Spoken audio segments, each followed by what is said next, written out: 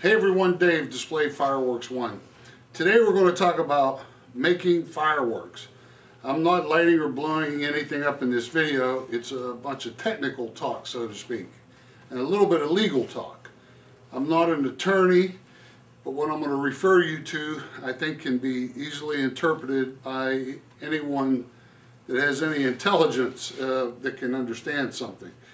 Now the material I'm going to be reading from today, there's a link. You're going to see the exact thing I'm looking at. There's a link in the description of the video that'll take you to the, I believe it's the ATF website that references this letter. The letter's from 2007. Now when you look at the letter, you're going to see some of the sensitive material is redacted. But if I remember this correctly, and I think I saw it on the PGI website, this letter is in reference to a question asked by the Pyrotechnic Guild International. This is another thing that I always talk about with the PGI, that, while, you may go, I don't go to conventions or whatever, they look at this kind of thing and provide us with information to help us practice in our hobby, so to speak. Now in my last video, you saw me with a bunch of fireworks chemicals, and someone was getting out of that end of it, and they have their ATF license now. They'll just kind of buy fireworks and shoot them that way. And you heard me talk a little bit about my situation. I'll talk about that as we go. Now, back in 2007, someone sent questions directly to the ATF about a hobbyist making their own fireworks. Now let's go through this and look at this. And it answers pretty simple questions and answers. And some of them may pertain to you. Now when we read this, one question you'll hear an answer, and then it's further answered down in another question. And I'll just try to make it as simple as I can when I read it. The first question, I manufacture fireworks for my own personal use, which I'm hoping is you. You're not in the business. I do not intend to sell or distribute the fireworks, nor sell a service in which the fireworks are used. I will be using fireworks at the premises where I manufacture them. Do I need a manufacturer's license or permit from the ATF? The answer is no, but you've got to listen carefully all the things that were covered. A manufacturing license pertaining to fireworks is needed only by persons engaged in the business of manufacturing fireworks for sale, distribution, or for a commercial use. A permit would be required if you're going to transport or cause to be transported the explosive material. Now, you got to look at this pretty carefully. I'll try to translate this a little bit. This assumes you own a big farm property and you make your own fireworks as a hobby. And you have enough property that you can walk to the back of the property and shoot it off. That's what this pertains to. This does not pertain to you getting in a car and taking them to my farm and lighting them. And you'll see how this works as we go. Okay, here it comes here. I've manufactured fireworks for my own personal use. I do not intend to sell or distribute the fireworks, nor sell a service which they're used. However, I will be transporting the display fireworks to a location different than where I manufactured it. Do I need a federal explosive license or permit? The answer is yes. A license or permit is required when persons transport explosive material even for one's own personal use. Okay, now the exemption in that is a common carrier vehicle, a truck. So now you're making fireworks at your farm and you don't need a license. But I'm having a picnic and you want to shoot the shell there. You got to get in your car and drive on the road to bring it to my house. You need some form of an ATF license the minute you leave your driveway and head on the road. You do not necessarily need a manufacturing license. Let's go on and you may see the answer. Now you may need to know, okay, a user permit ATF, this is the license I convince people to get. This is formally known as the Type 54 ATF fireworks permit. I have a user permit, but I was told I need a manufacturing license to make and transport fireworks to an event for my own personal use. That's actually incorrect. Any federal license or permit would allow you to manufacture fireworks for your own personal use and then transport them to an event location. Now, and I talk about this in that ATF package that I sell. There's what's called a limited permit. Now there's the Type 54, and then there's kind of one under that which I convince people not to get. It's the limited permit. That would only allow you to transport within your own state. You couldn't cross state lines. I hope you're getting a grip of some of this. You could always reference it down below. All right, let's take a look here.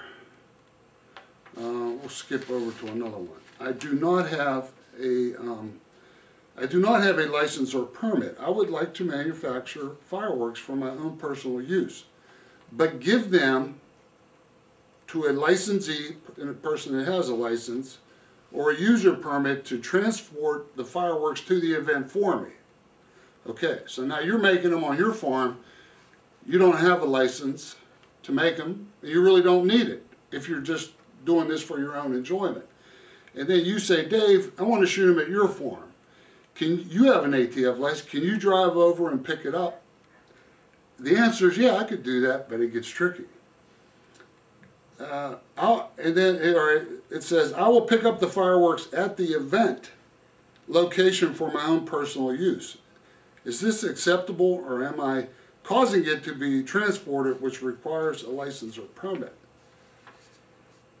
Now it goes on to say, I'll just kind of skip to it here.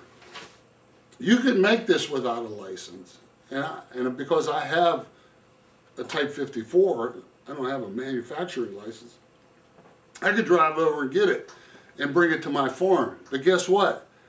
Now that it's in my possession, I can't give it back to you because you don't have an ATF license. I hope you followed that. So I would have to just keep it and be responsible for it. Because once I take possession of it, I can only give it to another person that's properly licensed. You see how it can get pretty tricky. But I'm trying to make it as simple as I can. If my hobby only involves small fireworks, items similar in size defined by the ATF as consumer fireworks, am I exempt from any ATF requirements? No.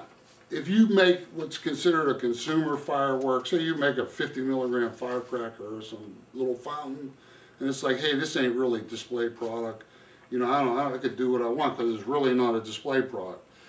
It really is something, it's not a consumer fireworks item. Even though you made it to those specifications, it doesn't carry the proper labeling and certifications that Consumer Product Safety Commission and all that kind of bless it with.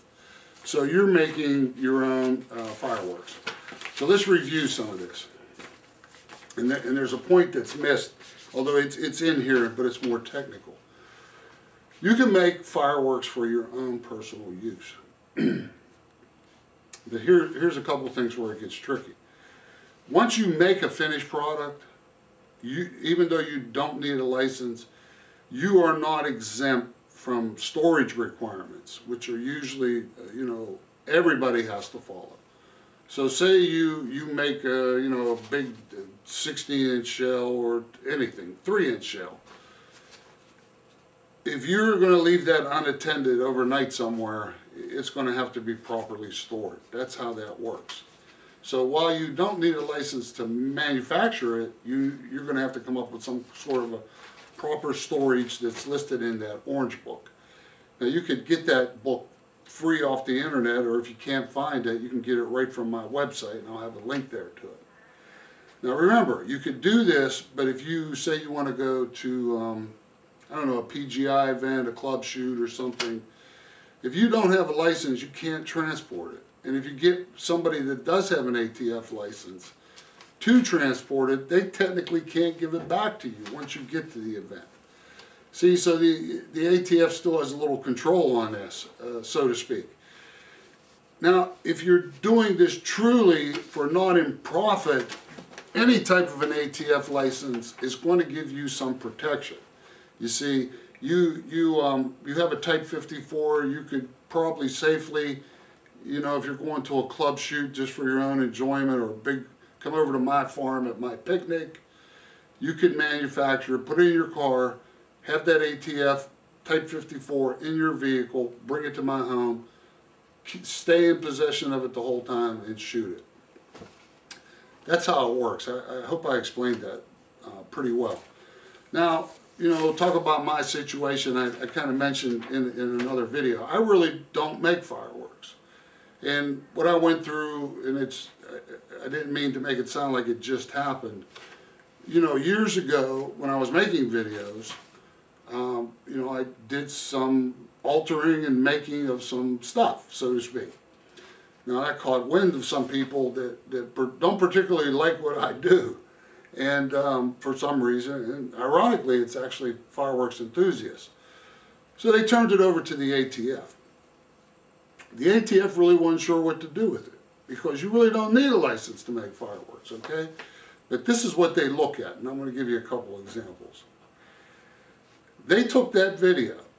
This has been a few years back now, so don't think it just happened, and sent it to the headquarters in Washington, D.C., right? One stupid video makes it to Washington, D.C. Does this guy need a manufacturing license for what he's doing?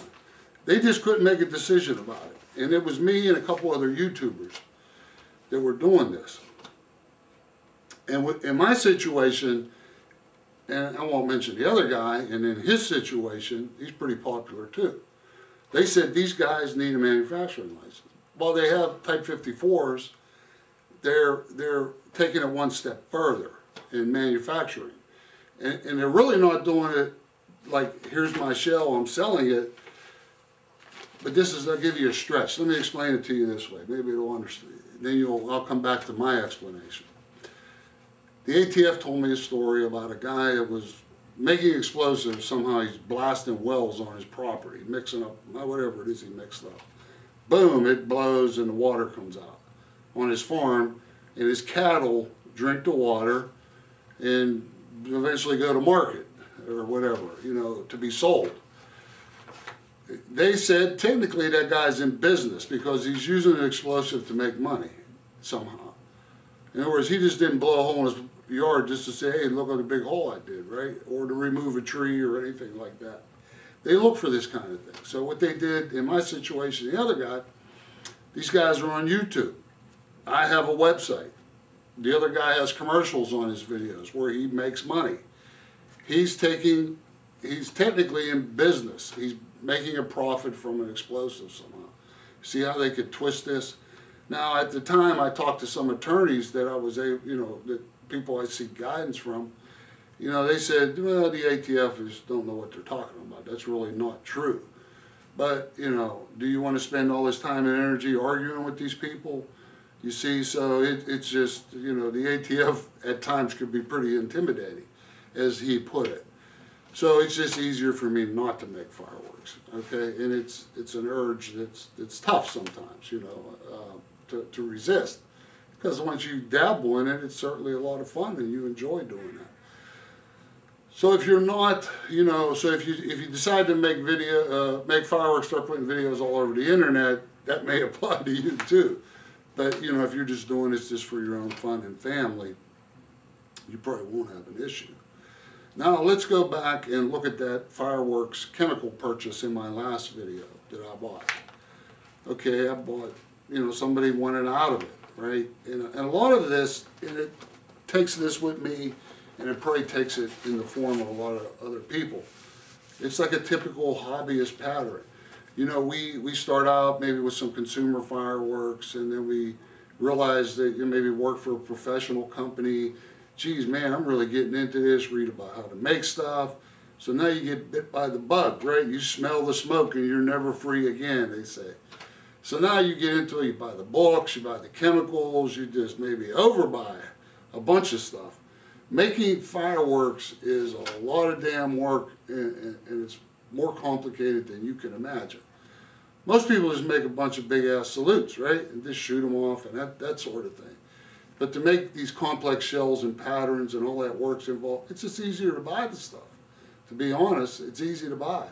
So now, you know, there's probably a lot of people sitting on a lot of chemicals out there that just don't know what to do with them or use them occasionally and this sort of thing. And they eventually just realize it's cheaper to buy the fireworks and just shoot them that way. And even a lot of professional companies, at least here in the United States, they really don't make much. You know, it's just so much work. They use so many product, they can't even make it that fast, so they have to buy it. And you know, back in the old days, you know, in the 60s or whatever, a fireworks display was one shell at a time. Each shell was savored for its brilliance and effects, and the audience would cheer, hey, light another one, boom, boom. Now you got all these massive shows. You couldn't make them that fast, you know. But, you know, that's sort of the typical pattern. So if you want to make fireworks, you know, there's a way to do it. And this is why there's companies out there like Skylighter and other places that sell chemicals. You freely sell them. You buy them, you know, whatever. You know, they have a few restrictions on selling kits and this sort of thing to make, you know, M80s and that kind of stuff. But you can buy all you want and make them legally. And as long as you follow these couple rules. Remember, if you leave your property or you need to put it somewhere overnight, you got to follow the rules there. And any form of an ATF license, you know, with the exemption of that one that's just within the state, if you stay there, you can leave your property and transport it legally. You get pulled over, hey man, I found some big ass shell in this dude's trunk. Pull out your ATF license. They'll call the ATF. Probably won't be a problem at all, you know. That's kind of how it works. So we all operate within this not in commerce. You know, there's a song that the guys at the PGI made about it. It's when you're not in business, you just don't have to follow a lot of these rules. But it gets a little tricky. And read the link below. It's a letter from the ATF from 2007. I always loved the guy's name at the time that wrote the letter, Gary Bangs, B-A-N-G-S. Isn't that, could you see that job interview? Right. Why should we give you this job? Do you see my name? It's Bangs, man. That's my job, right? And I don't know whatever happened to him. I'm not sure who's running the ATF now, but I always got a kick out of that name. All right, everybody, that's my little rant about making fireworks. If you're in business, not in business, if you're on the road, in storage, and any kind of an ATF license will give you some protection. Okay, that's it. You have an opinion on it, put it below. All right, everybody, see you in the next video.